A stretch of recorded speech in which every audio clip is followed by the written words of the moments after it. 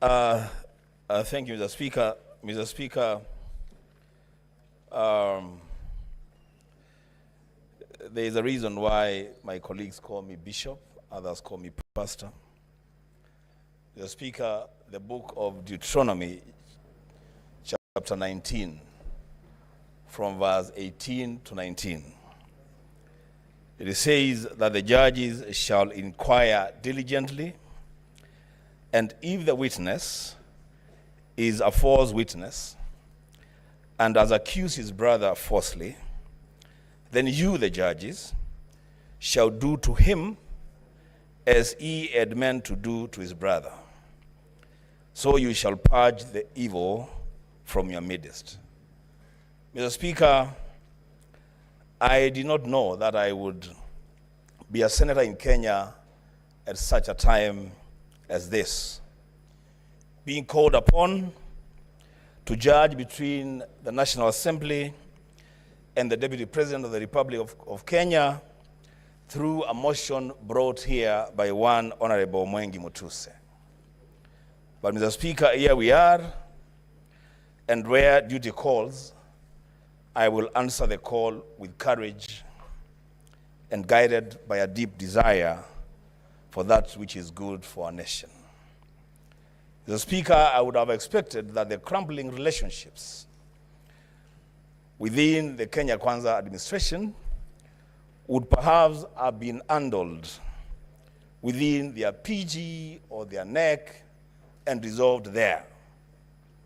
But because they have chosen this path, Mr. Speaker, they have made their bed, they must lie on it. Mr. Speaker, the mover of the impeachment motion must have a very dim view of the Senate of the Republic of Kenya. He comes to us with innuendos, falsehoods, sensational statements, and dropping of numbers without a shred of evidence. So, Speaker, he begins his own illustration by saying sometimes in 2023. He goes on, the Speaker, to speak about at another forum in September 2024. Mr. Speaker, we are debating an impeachment motion of the Deputy President of the Republic of Kenya. The least that these judges would have expected, the least that this country would have expected, is due diligence on the mover of the motion. Getting every event and every date right. In fact, going down to the minute, to the second. This is a serious issue, Mr. Speaker. But Mr. Speaker, because of time, I will say two things. One, let it be known to this House and to this country that those of us who subscribe to the ideals of the Azimio One Kenya Alliance are totally and grossly opposed to the idea of a government of shareholding. We don't subscribe to that idea. We believe in an all-inclusive government where every person and every region have their space in this country. But Mr. Speaker, when that matter was presented to us as an accusation, as a ground for impeachment of the Deputy President, during cross-examination and going through the evidence table before the Senate, it is clear to this House, it is clear to this country, that the idea of a government of shareholders is a foundational policy of the Kenya Kwanza administration.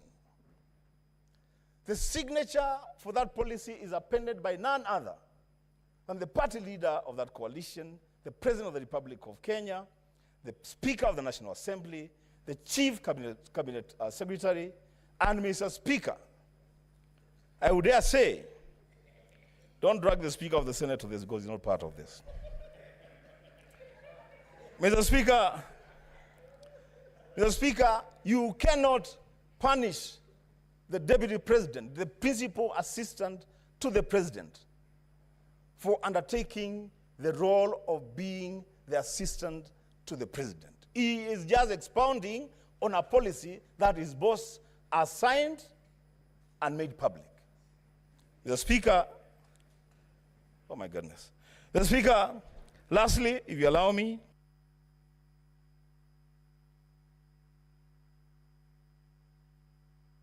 Senator Metho.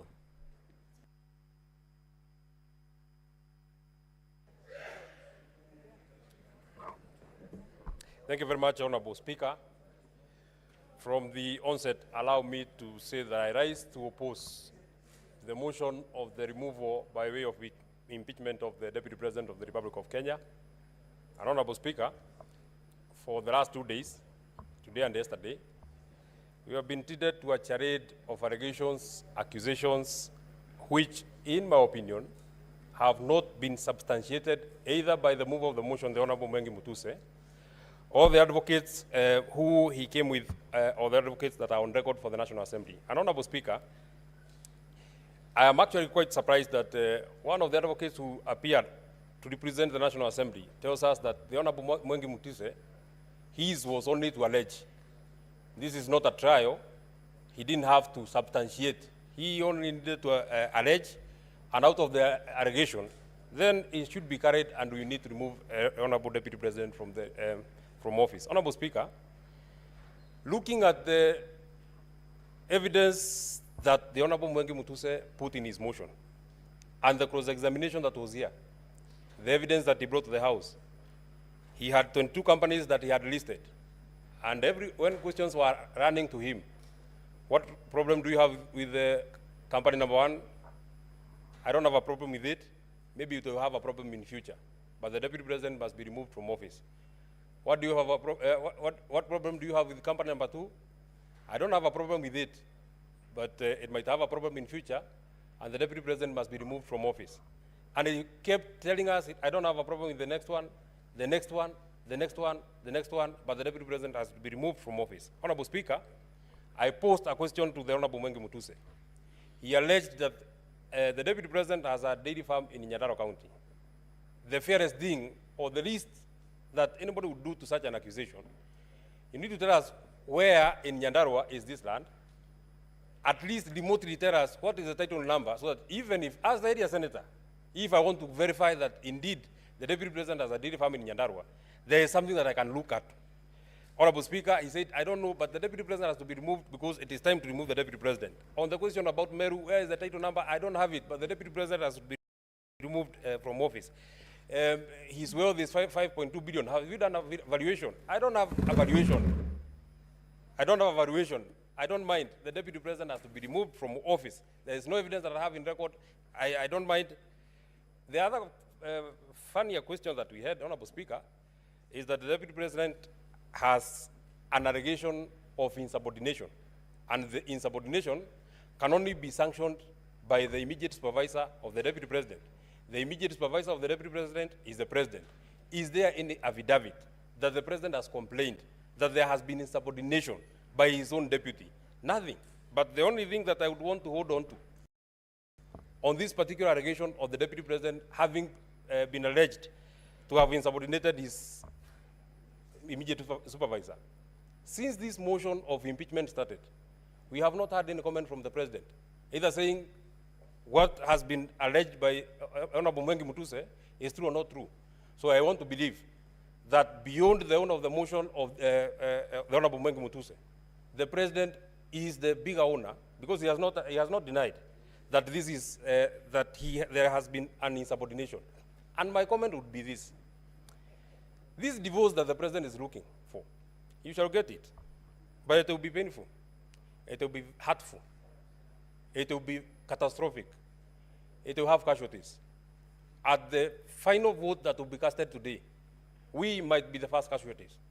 But the casualties of today are not necessarily the casualties of tomorrow. And out of the vote that shall be taken, I'm speaking to our partners in the coalition and the other people who are here from ODM and the other parties. This vote that you shall take today, it is not in vain that the senator for Nyandarua, it is not in vain that the senator for Kiambu, It is not in vain that the senator for Muranga. It is not in vain that the senator for Laikipia.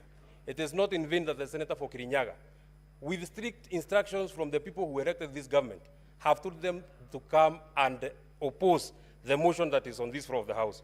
Honorable Speaker, I'm being disrupted. The point that I wanted to make is, it is not in vain that we have been instructed not to sanction this divorce. But if it comes, we shall take it in our strides. I want to tell the people who are here, the vote that we shall cast here, we shall not put it in our minds. We shall put it in our hearts. The people of the region that I have mentioned are at their lowest. We are calling on the senators who are here. It is time to stand with us. Finally, this motion had to be processed in a haste. We had to try a man in hospital because the only crime that Rigathi Gachagua has committed is a political crime. So he had to be removed out of the way, whatever it will take, whether he's in hospital, whatever it will take, he has to get out of the way. That can only happen if it has the direct sanctioning of the President of the Republic of Kenya, His Excellency William Samoei Ruto. Senator Tom Ojenda.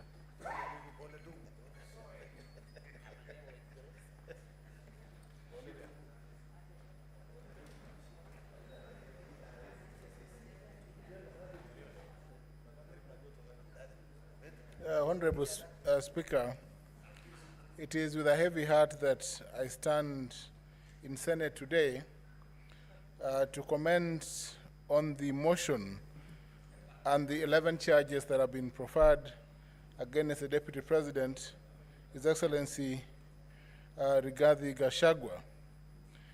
During today's session, when the advocate for the Deputy President made a presentation, I posed a question to the advocate. And the question, Mr. Speaker, sir, related to the share question which informs count one. Count one is on gross violation of Article 10.2, Article 73, Article 75, 129, 147, and 131 of the Constitution.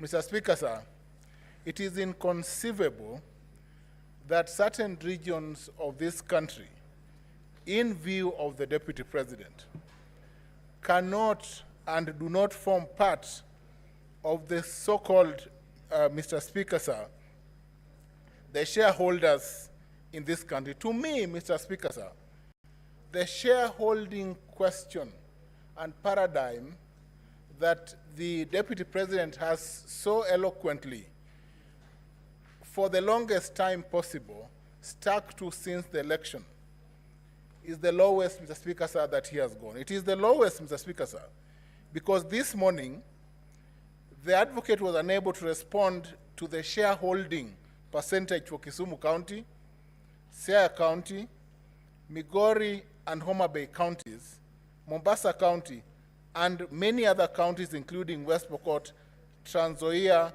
Mandera, Marsabit, and Vihiga counties. Mr. Speaker, sir, the shareholding question violates expressly Article 10.2b of the Constitution. Senator Tabitha Karanja.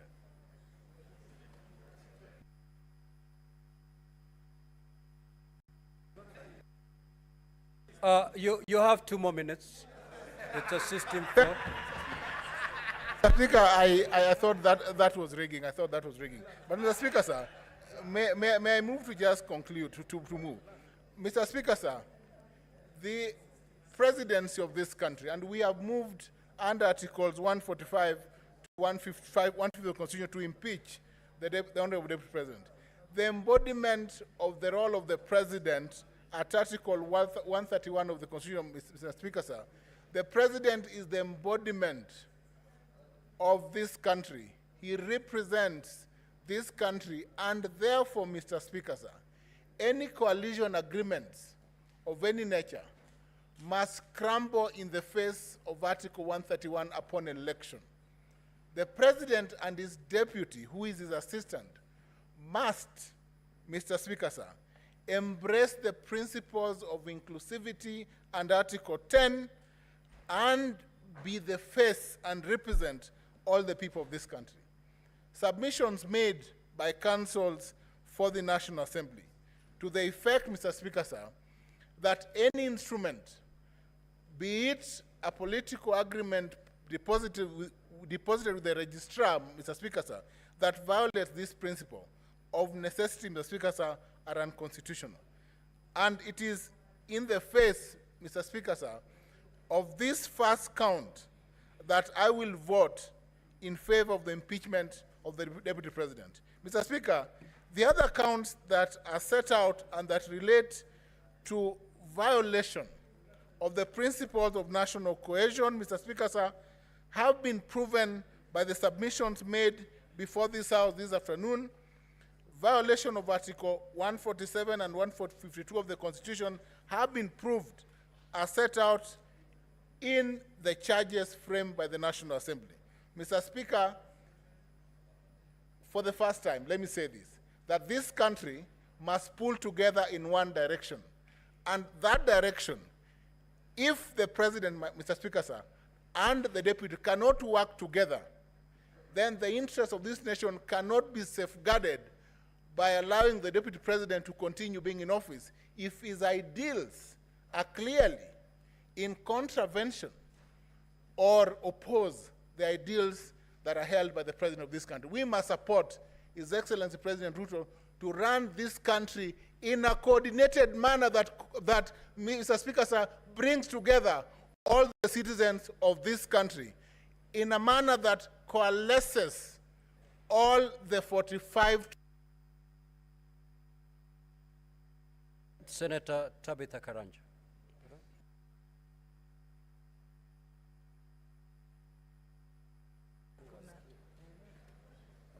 Thank you, Mr. Speaker, sir, for also giving me this opportunity. And I want to take this opportunity and convey my pole to the Deputy President, and we wish him a quick recovery. The impeachment process is always very tedious and very tiring. Going through what His Excellency, the Deputy President, has gone through is not anything that you'd wish your relative or yourself to go through. So we tell him pole, and we wish him a quick recovery. Would have wished if he was here, at least when the senators are talking, he can represent himself. But unfortunately, the procedure must go on because we are time-bound. This leadership, we must make decisions for the people of Kenya. As myself, Tabitha Karanja, the Senator of Nakuru County, I pray to God to give me wisdom to make the right decision for my people. I represent a county that is a home for 42 tribes. Nakuru represents Kenya. Meaning, I must make the right decision to ensure that there is peace in our county. But I want my Nakuru people to trust me, Nakuru people, the people I represent, that I will make the right decision for them. When you look at the economic front, we all know the people who lead the economy of this country. Let's say the manufacturing, the hotels, insurances, the finance institutions. Unfortunately, I also come from that world. I came from the business world. The people driving this economy, all what they want is to ensure that there's stability in this country. So that there's stability that can guarantee conducive environment for them to do business. The deputy position, the deputy president's position, or even the deputy governor's position is a position that we need to think about. If you look, it has a history that every deputy president is unlikely that they survive. But we need to have the firing and hiring to be given to the same person that hires. Rather than having those people bringing, after firing, they want to fire, they bring them to the floor of the Senate. I wish we can go back to the Moi regime, where they used to be sacked and nothing changes. You hire as another one tomorrow, the following morning. Fortunately, the political formation in this country have representation from different communities. I know we are all asking where we are, but when the boss says he doesn't want the person that is hired, a manager, it is very, very hard to say that you can save that person, because even if you save him, where is he going to work? He may even find the offices are locked. So I think he make the right decision to ensure that this country moves, because all what we are looking for is stability of this country.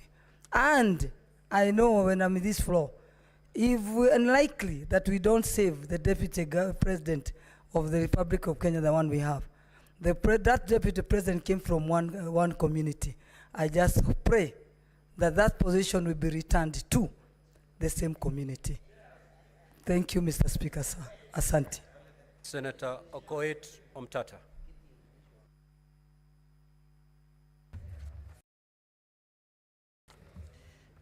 Thank you, Mr. Speaker. I stand here not to defend a good man. It's not important whether His Excellency the DP is a good man or a bad man.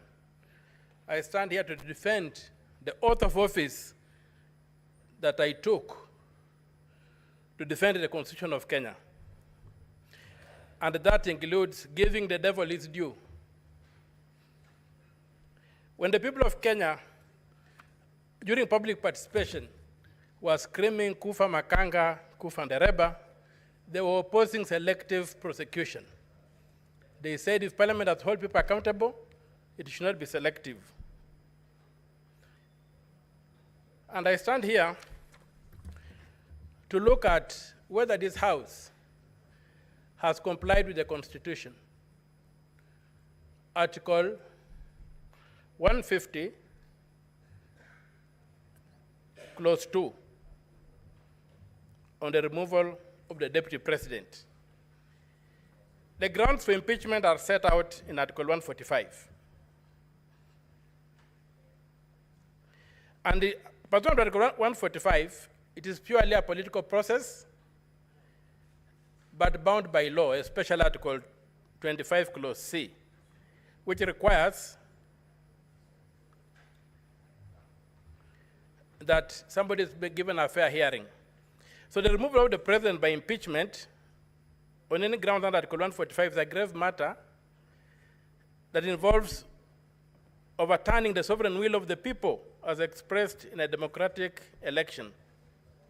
Even more profoundly, it means that the person so removed is prohibited for life from enjoying the rights under Article 38, Clause 3, Paragraph C, to be elected and hold office, to vie for, be elected and hold office.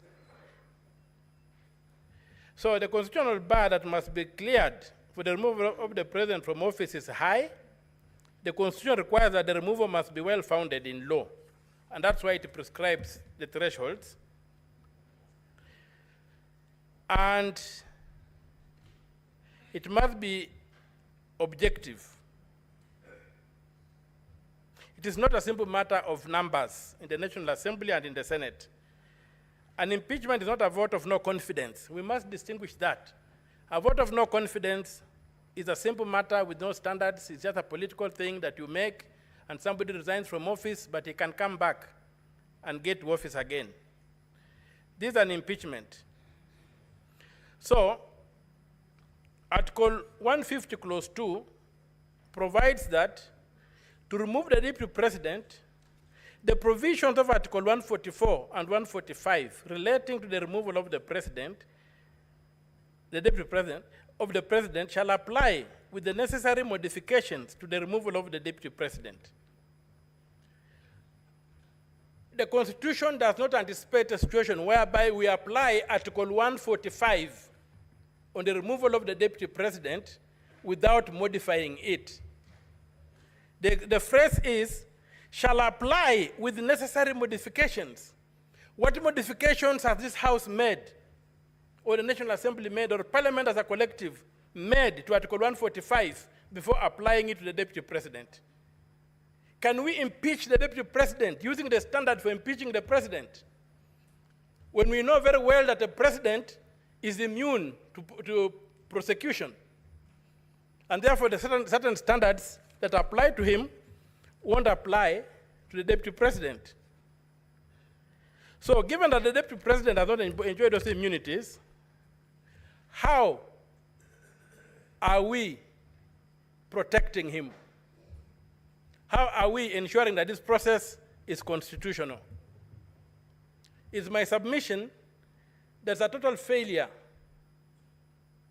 on Parliament to have proceeded to impeach the Deputy President without making the necessary modifications to Article 145.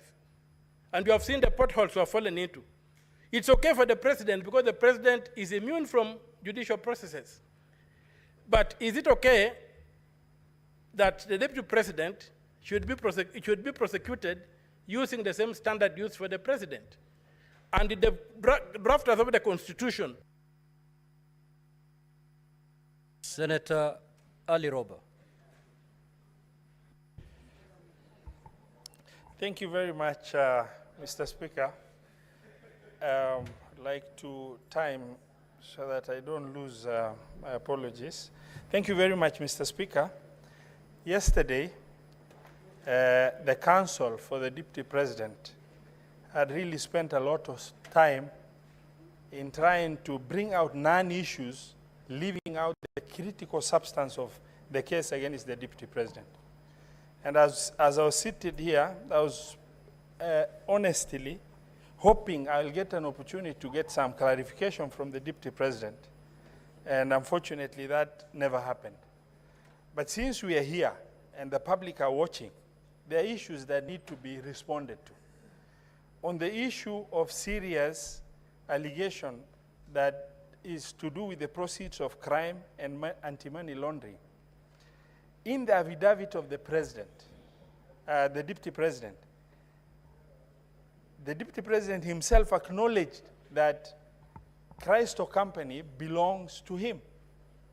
And he also further acknowledged that he has transferred Christo Company to his sons.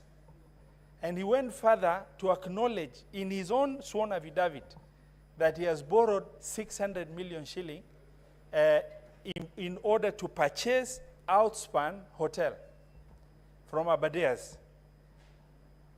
But in the evidence that is filed, that is before us, he only provided a letter of offer from a bank and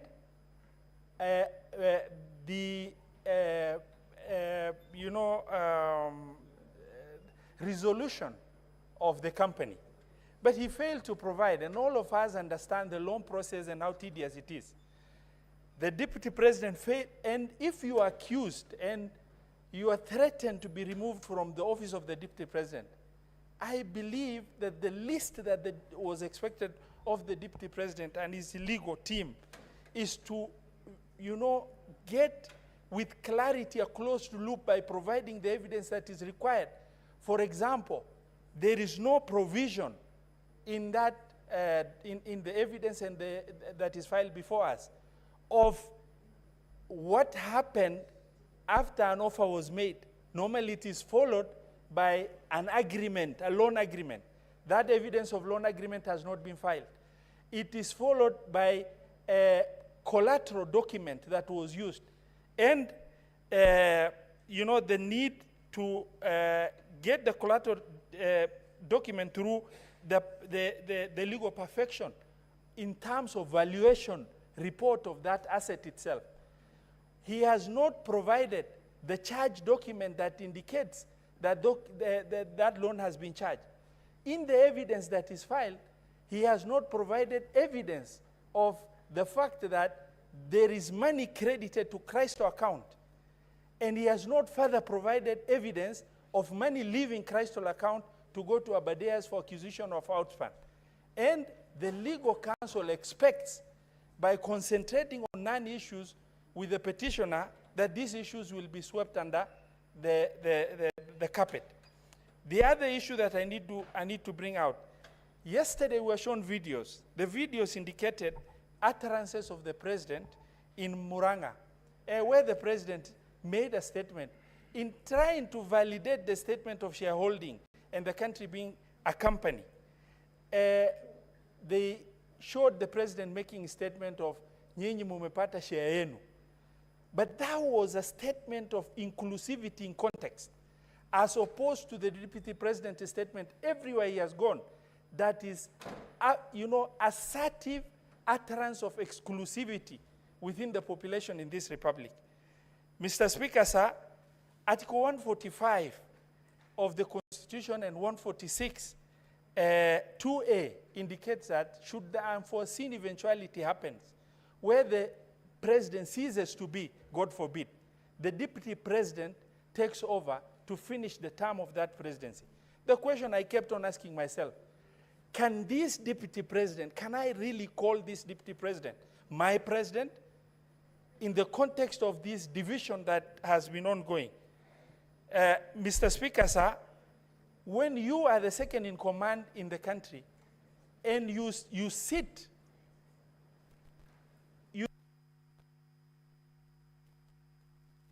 Senator Karungo. Senator Karungo. No, I want to speak from the floor.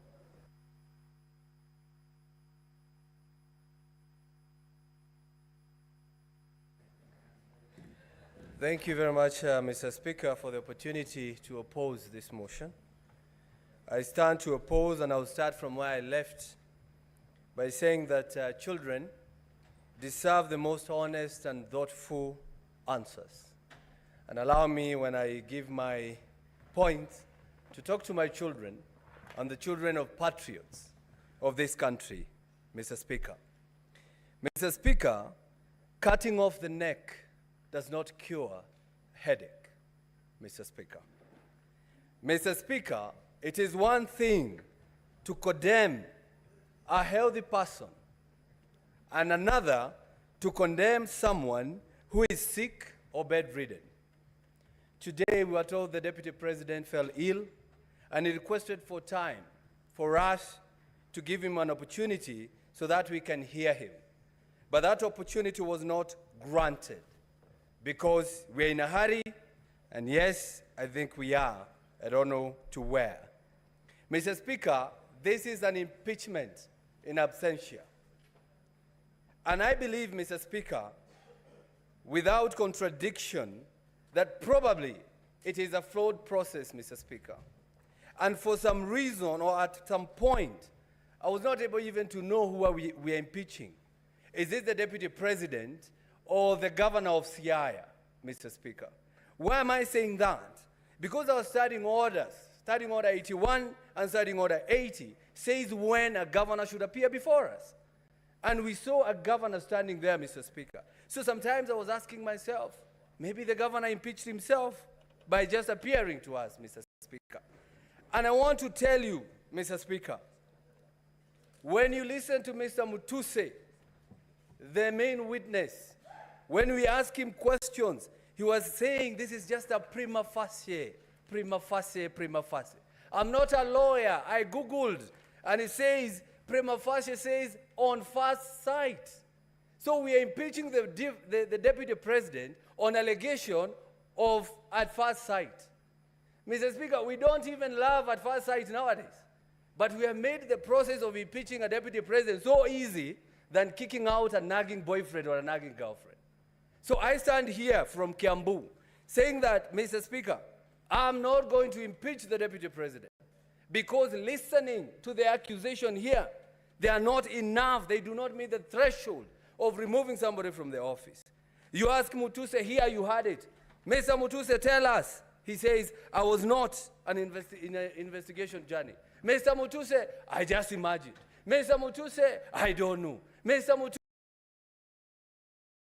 Mutuse, I believe. Mr. Mutuse, Senate, believe me. Even if you don't believe me in one occasion or in one ground, just take one, the one that you love, Mr. Speaker. Mr. Speaker, it's sad that my brother, a person from my area or my region, the deputy president of this country, is being impeached. And I want to talk to the majority leader, person I really respect, and also the senator for Bomet, Mr. E.G.H. When we hope to save a brother, remember us when we ask you to save our brother, Mr. Speaker.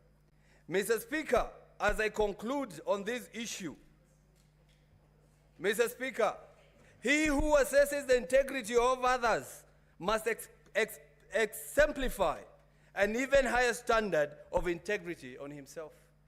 I want to ask you members, please, as I go down to write your names or the sins on the ground, and I'm not calling myself Jesus, ask yourself, would you be the first one to throw the stone on the deputy president? And Mr. Speaker, I am going to leave this by saying I'm going to vote on all 11 counts. No, no, no, no, no. I'm going to vote no. And I'm going to leave you with one quote I've read from a member of parliament from Gatondo North, who has said, Mr. Speaker, and I read, the dog is not sick, it's just afraid, facing its last 2 hours of power forever, Mr. Speaker. Those are the MPs who kicked out the deputy president. They are now calling him a dog. Maybe even this motion, Mr. Speaker, was brought by some people who are suffering from mental issues, Mr. Speaker. I'm going to say that because how do you call a deputy president is a dog and he's not sick and he's only waiting to get out of power for 2 hours? I ask you, brothers, please do not play along the galleries. Respect the deputy president, respect the people of Murima, and I leave you with Exodus 19, verse 12, Mr. Speaker. We were told if you touch a widow, you die. It says if you touch the mountain, you die. I vote no. Senator Sifuna. Senator Edwin Sifuna. Honorable Speaker, let me join you and the others who have sent their sympathies to His Excellency Rigathi Gachagua. We wish him a quick recovery so that he can come back. Honorable Speaker, I think it is a very unfair accusation that we are impeaching somebody whilst in hospital. It has been said here, Honorable Speaker, that nobody can predict when you can be taken ill. It can happen to any one of us. And therefore, we did not plan that the Deputy President would not be here to also be able to present his case. And as Senator Roba has said, many people were in fact waiting to also get some clarifications from some of the pronouncements that have come from the Deputy President. Honorable Speaker, I want to also thank the parties that have taken time to appear before us, the case by the National Assembly, and of course the very able representation of the Deputy President. Honorable Speaker, it is clear that the case by the National Assembly is not perfect. But I have agonized over some of the issues that have been raised by the National Assembly. And Honorable Speaker, allow me to begin with ground one, where the Deputy President is accused of violation of Articles 27(4), which, Honorable Speaker, makes it unconstitutional for you to discriminate on, among other grounds, Honorable Speaker, on the grounds of belief. Secondly, Honorable Speaker, there is also an express provision under Article 73 on the same and Article 33(3)(d) that specifically deals with speech, Honorable Speaker, that constitutes advocacy for hatred on the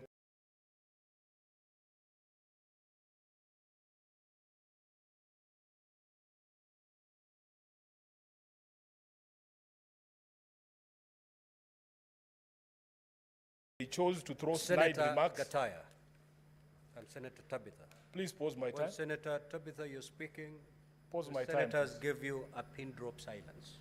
The same must be extended to the senator for Nairobi City. Sit down, Senator Mofire. Proceed.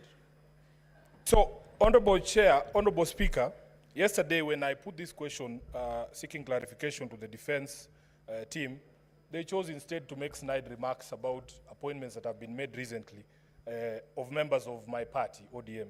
Honorable Speaker, I have agonized about some of the things that the Deputy President has said. In fact, in my entire time as an elected leader, I've met the Deputy President only once, and this is the second occasion when he was in the House. And both of them, honestly, were very sad events. The first one was a funeral, and these proceedings can also be likened to a political death if the House decides to impeach him. But, Honorable Speaker, on that occasion, I did tell him to his face my position on some of the utterances that have come from him, that in fact, I strongly objected to those pronouncements. His legal team sought to hide behind these coalition agreements.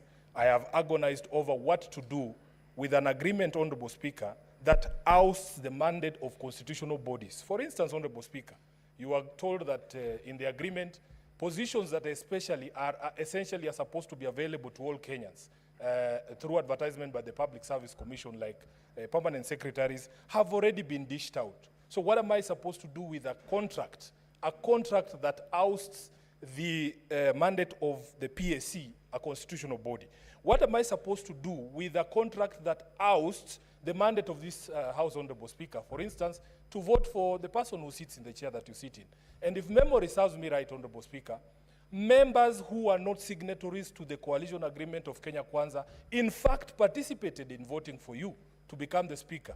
And many of them were members of my political party, ODM, although, of course, I was not one of them. Honorable Speaker, there is a position in law about what to do with illegal and unconscionable contracts. I feel that the Deputy President wasted an opportunity to give clarification on his pronouncements that, Honorable Speaker, he chooses to hide behind a contract that I consider unconstitutional is something that I have agonized over. Honorable Speaker, one of the questions that was posed to him is what, I remember a discussion about which is what are the strongholds of ANC and Ford Kenya.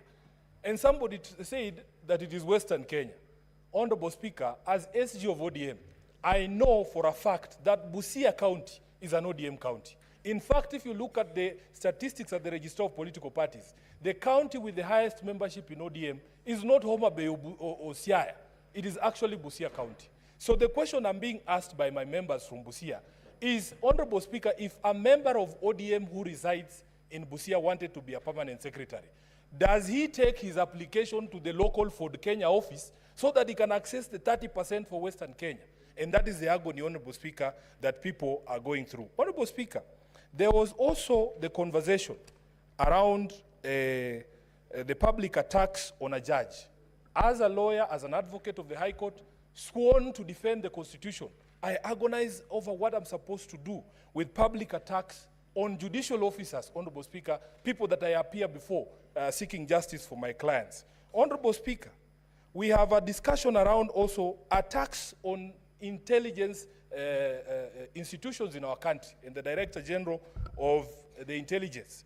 Honorable Speaker, it was argued here that in fact, as a member of the National Security Council, the Deputy Speaker has a forum, the Deputy President has a forum to bring up. Senator Karen Nyamu.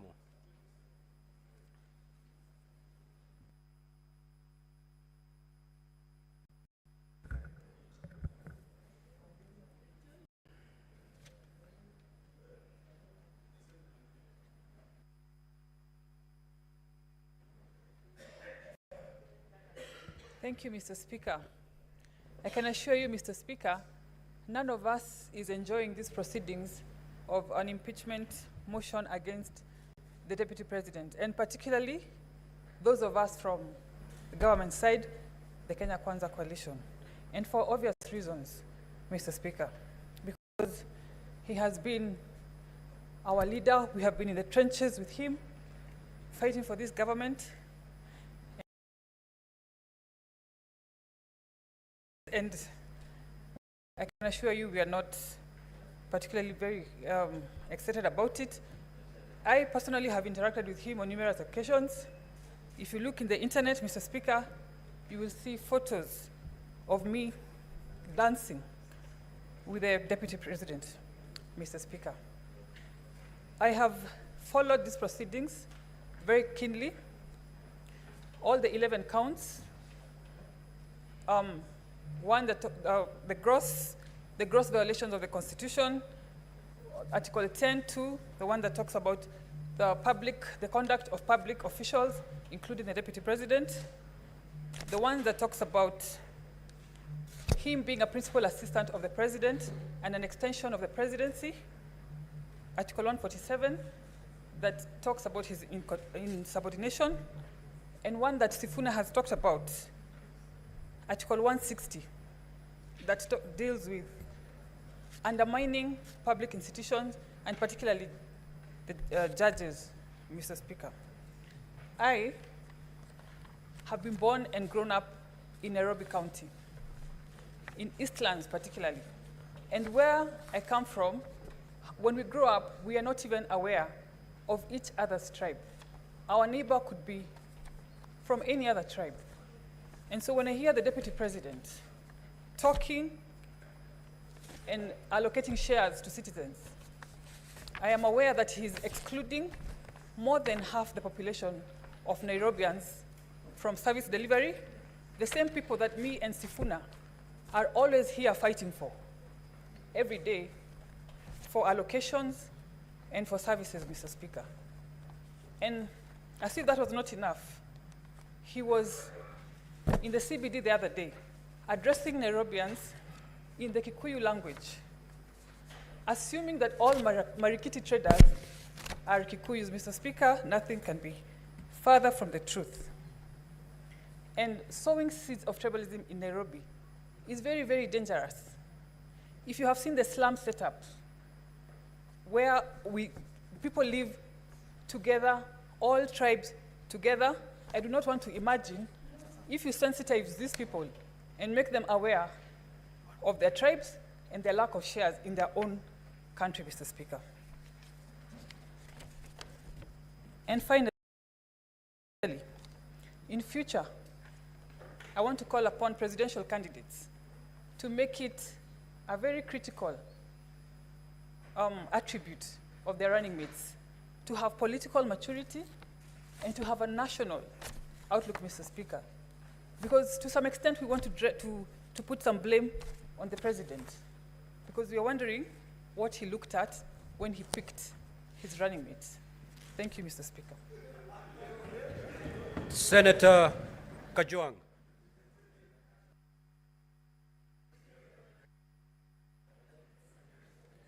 Mr. Speaker, as I make my comments on this motion, I'd like to wish the Deputy President of the Republic of Kenya, Rigathi Gachagua, quick recovery.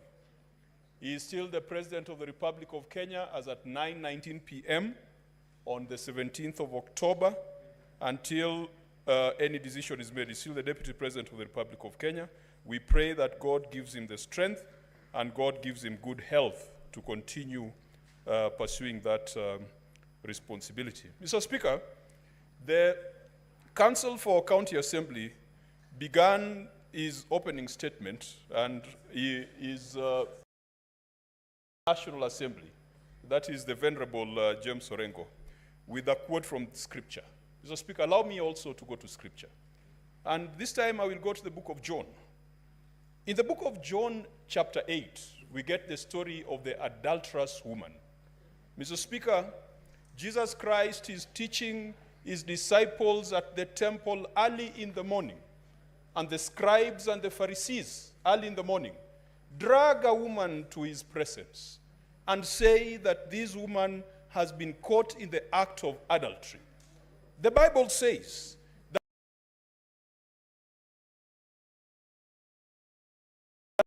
that she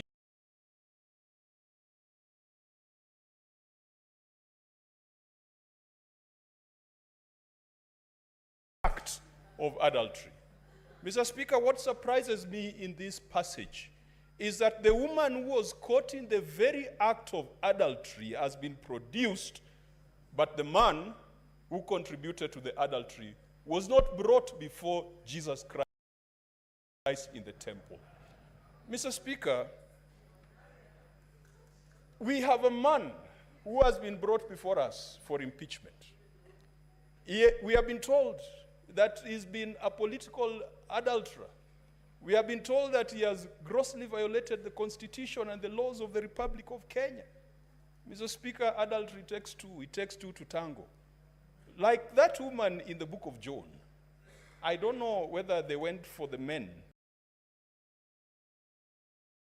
who cajoled her, who seduced her, who connived with her, and who paid her for the act of adultery. Mr. Speaker, in this Republic of Kenya, we must drain the swamp of adultery. And today, just like back in the days when the law of Moses required that a woman who had been convicted or accused of adultery ought to be stoned to death. Unfortunately, Mr. Speaker, it looks like the same punishment was not prescribed for men. It was just for women to be stoned to death, and yet it takes a man for a woman to commit adultery.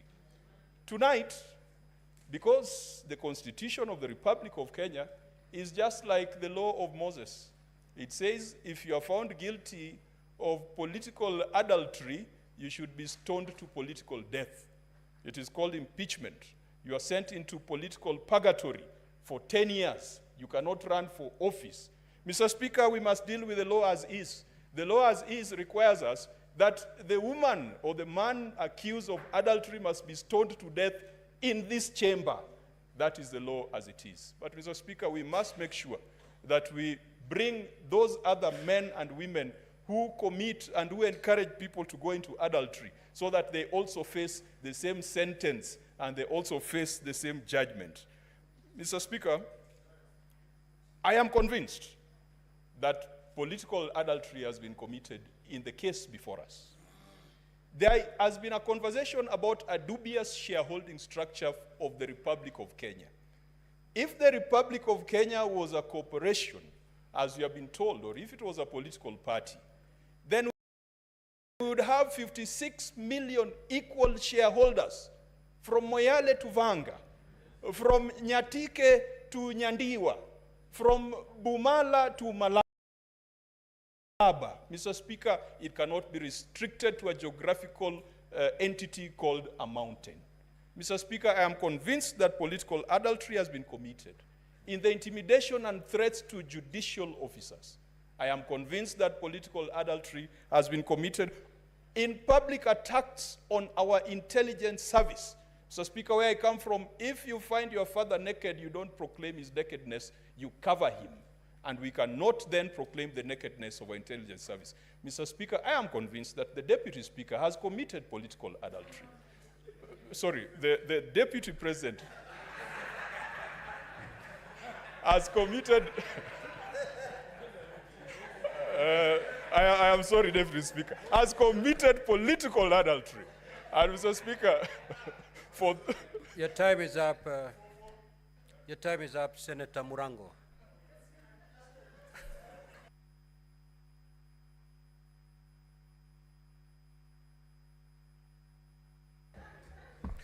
Asante sana mstahiki Spika. Kwanza ningetaka kumwombea afueni haraka naibu wa rais. Alafu niseme hivi. Mstahiki Spika, fisi anapotaka kula mtoto mwanawe husema kwamba ananuka kama mbuzi. Mstahiki Spika, mashtaka iliyo mbele yetu leo ni dhahiri shahiri ya kwamba ni fisi anayetaka kula mwanawe. Mstahiki Spika, wakati Mheshimiwa Karungu Wadhangu alikuwa anaongea hapa leo na kuambia ombe msamaha, alikuwa amemwambia naibu mkurugenzi mkuu wa idara ya jinai kwamba anapojibu ajibu na wanao. Mstahiki Spika, mashtaka ambayo imekuwa hapa, kampuni zote zimekuwa hapa, zilikuwa nyingi, zilikuwa za watoto wake Rigathi Gachagua. Ama kweli chambilecho mkuki kwa nguruwe, kwa binadamu mchungu. Kwa sababu mstahiki Spika, hakuwezi kuwa na ubaguzi wa wanawe naibu rais, lakini kusiwe wale wengine wanapewa heshima tofauti na hiyo. Mimi nimetoka Kirinyaga na najua mashtaka yote ambayo yako hapo 11. Kuna jambo moja ambalo mpaka ufanye kama utadhirisha mashtaka, na ni ushiriki wa umma ambao tuko na ushahidi mbele yetu. Mstahiki Spika, katika ushiriki wa umma ambao tuko na